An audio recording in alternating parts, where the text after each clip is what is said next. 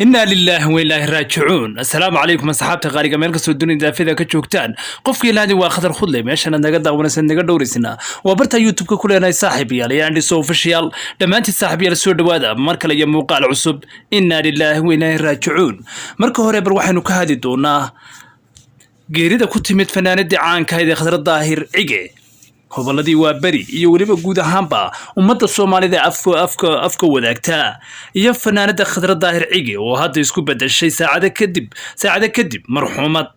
ilaahay waxaan uga baryaynaa daawadayaal in ilaahay naxariistii janna ka waraabiyo caawana ka dhigo marti la jecel yahay. haddaba saxaabta qaaliga bar intayna muuqaalka ee Khadra Daahir Cige iyo marxuumadda aynan ugu gadagelin bas saxaabta qaaliga soo dhawaada channelka subscribe ta noo saara sidoo kale si like garee muuqaalka si muuqaalku meel dheer u gaadho sidoo kale share ta la wadaaga saxaabtiina qaaliga aad ba u maasantiin wixii fikir iyo warahana hoos commentiga noogu qor allah u naxariisto marxuumadda. hey saad wada ogsoodeen daawadayaal waxa magaalada Hargeysa ku xanuunsanaysay in badan fanaanada Khadra Daahir Cige oo hadda uu geeriyootay xanuun iyada asiibay. haddaba ma waxa la oran karaa daawadayaal xanuunkan waxa uu mootor qof leh mise waa xanuun ay dhulka u taalay. haddaba fanaanada Khadra Daahir Cige waxay ka mid ahayd fanaaniintii hoggaanka Soomaalida ka caana shanta Soomaaliyeed oo dhan way u simatay fanaanada Khadra Daahir Cige